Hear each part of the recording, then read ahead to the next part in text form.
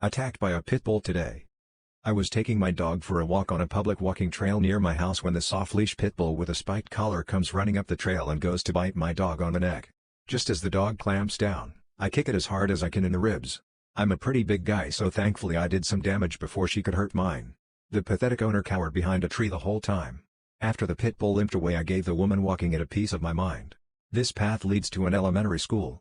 A parks worker nearby heard the whole thing and apparently also was almost attacked by it. If you're going to have an aggressive dog, take care of the problem before it becomes someone else's. Imagine if that dog bit a child at the school. Hopefully it will be euthanized soon, but I doubt the moron walking it is responsible enough for that. This is why pit bulls shouldn't be bred. My husband thinks he doesn't need to do any childcare or housework because he has a paying job. I'm a stay-at-home mom to our 8-month-old and my husband works full-time. He's enlisted so he has to work, he can't just not work, he would go to jail if he didn't. Just wanted to mention this now because I feel like everyone is going to just suggest him to be a stay-at-home dad. My husband works from 8 a.m. to 4:30 p.m. and once he gets home he will do either the following: take a nap, shower, relax and watch TV/play video games, cook dinner, or go to sleep. Same routine on the weekends.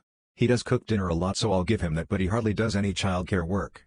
I would like him to the baby off my hands and just change his diaper or feed him, but he lets me do all of that. Literally the last time he changed the baby's diaper was when he was 2 months old. He's 8 months now. We do formula too so he can pick up a bottle and do some feedings, but he doesn't.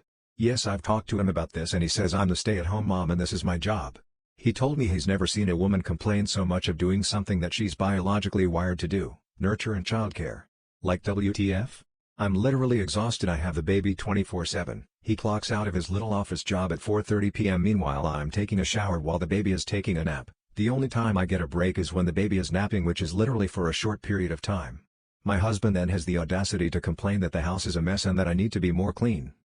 I spoke to my husband about all of this. He thinks I'm crazy because I'm asking a working man to take care of his baby. Sorry, but a paycheck isn't enough. I mean to say he makes enough financially for our family, but he needs to do more in the house.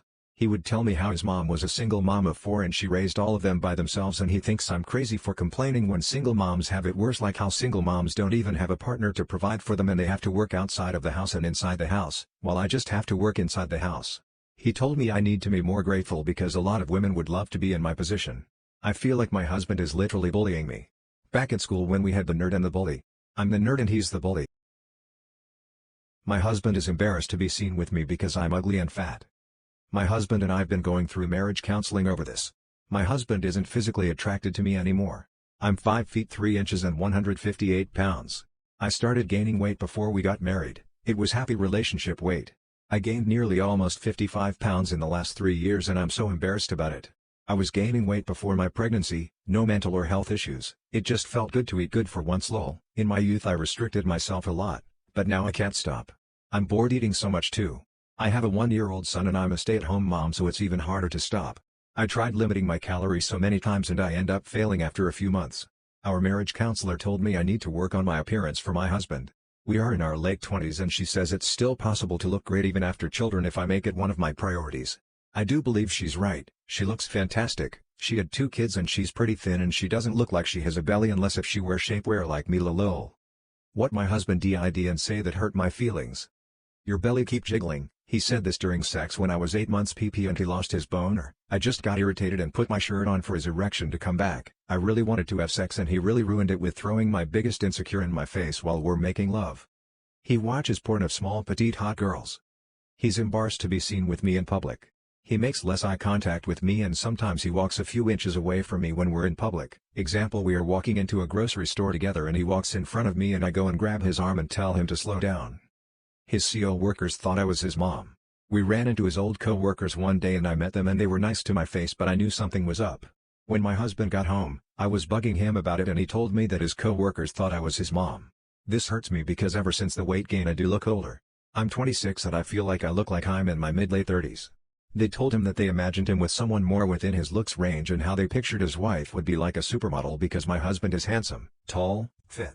I was hot too. But shit happened and this makes me feel even worse than any of the rest of the list. In college I used to be the girl where people would say about my ex-BFCU, what are you doing with that guy or this guy, they are not in the same look league as you. My husband always thinks about my skinny and more fit body. He even has old nudes of when I was 19 to 22 and he jerks off to my old body. My husband gave me an ultimatum. He told me that I need to lose all the weight I gained in 2 years. I called CPS on my BFF's ex-wife. If she finds out it was me, she'll end me. Literally. A couple days ago I received information that my BFF's firstborn son has been eating cat poop for over a year. Talk about nasty. She does not want to get rid of her cat because it's an emotional support animal. Or so she says. CPS and 2 police officers showed up at her building yesterday morning. Unannounced, probably because I had mentioned she is a hard meth user as well. I only called CPS because I wanted them to check it out and I was worried for that little guy. He's 6. I also have a 2.5-month-old, so I was calling as a concerned parent myself. I just don't know if she doesn't feed him and that's why he does it, or if he just was not taught any better.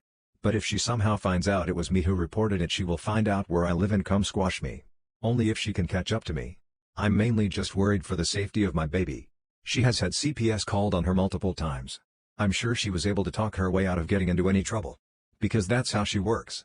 She is always the victim. She's that kind of woman. I would just like if her child was placed with another family member. Hated my dad for moving on too fast. Not until I read his diary. My mom died 2 years ago at the age of 50 due to cancer.